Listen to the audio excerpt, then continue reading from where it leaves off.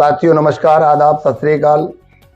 मैं एडवोकेट राम बहादुर आज आपसे रूबरू हूं एक बहुत अहम मुद्दे पर, जो मैं आपको कुछ बताने जा रहा हूं।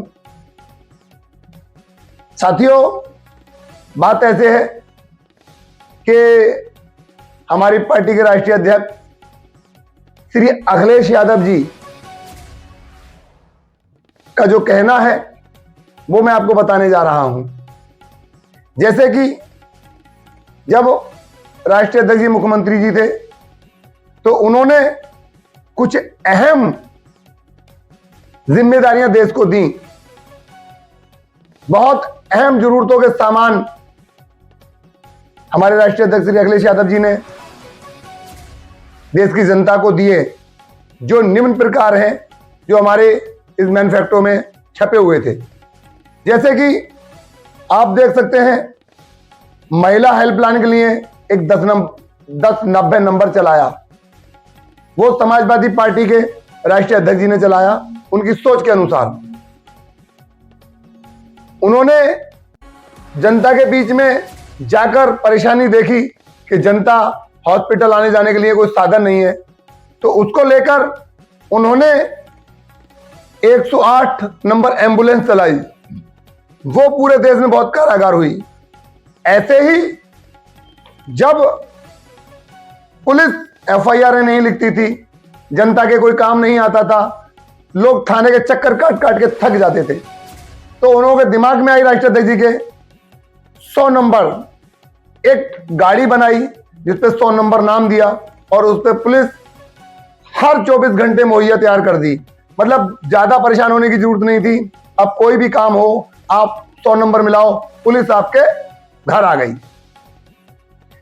100 नंबर मिलाते ही पुलिस आपके घर आ जाती थी। तो वो बहुत अहम मुद्दा था जो हमारे राष्ट्रीय अध्यक्ष श्री अखिलेश यादव जी ने देश को दिया। ऐसे ही एक जो बच्चों की शिक्षा थी, बच्चों की शिक्षा को लेकर बहुत गंभीर थे हमारे राष्ट्रीय अध्यक्ष जी। शिक्षा को लेकर बहुत गंभीर थे, तो उन्होंने जो हमारे नौजवान पीढ़ी थी, जो देश का भविष्य था, उनके लिए लैपटॉप मुहैया कराए कि बच्चे लैपटॉप से पढ़ें, लैपटॉप से आगे बढ़ें, उसमें अपने कंप्यूटर्स पे सीखें, अपनी जर्नी को आगे बढ़ाएं। वो बहुत अहम मुद्दा बना के दिया। शिक्षा के भविष्य में उन्होंने बहुत अच्छा काम किया। ऐसे ही हमारे राष्ट्रीय अध्यक्ष श्री अखिलेश यादव जी ने जो कन्या धन योजना थी, कन्या विद्या धन, कन्याओं के लिए धन मिलता था, इससे कन्याओं की शिक्षा पूरी होती थी। समाजवादी पेंशन योजना थी, जो कि इस योजना से हमारी देश की जनता को बहुत लाभ मिलता था। ऐसे ही बहुत सारी योजनाएं हैं हमारी सरकार में, जो मैं अगर गिनाऊंगा तो सुबह से शाम हो जाएगी, लेकिन साथियों योजना खत्म होने का नाम नहीं लेंगी।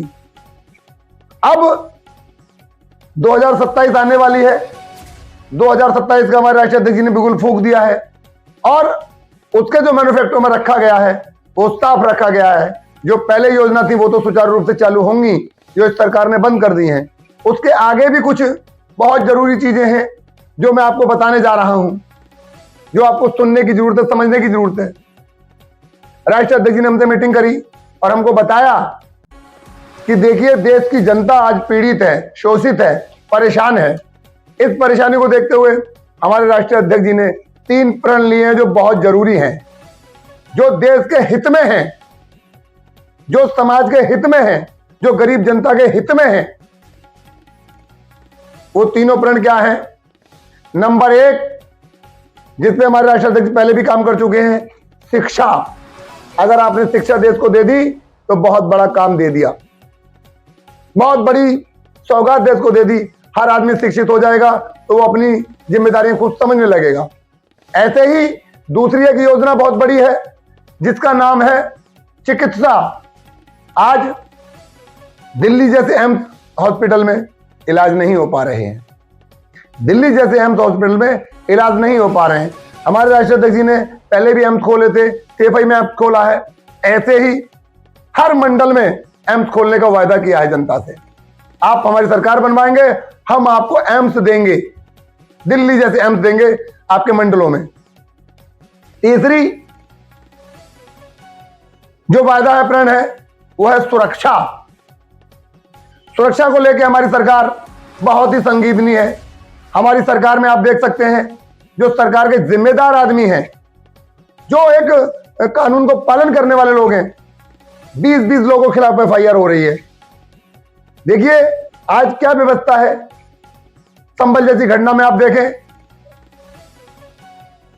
तो हमारे सियोनी चौधरी जैसे के खिलाफ एफआईआर हो रही है। अब उन्होंने कुछ गलत काम किए होंगे तभी उसके खिलाफ उनके खिलाफ एफआईआर हुई है ना।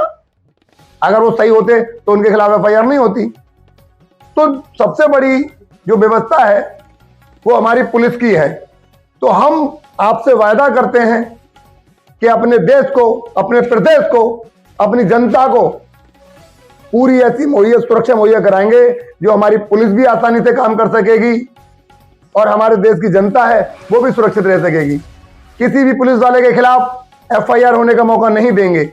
जैसे कि संभल में 20-20 लोगों के खिलाफ कोर्ट के आदेश से एफआईआर हो रही हैं, ऐसा हम मौका आपसे वायदा करते हैं, भरोसा दिलाते हैं, विश्वास दिलाते हैं कि आपको ऐसा मौका नहीं आने देंगे कि पुलिस अत्याचार करे और फिर उनके खिलाफ कोर्ट के आदेशों से एफआईआर लिखी जाए।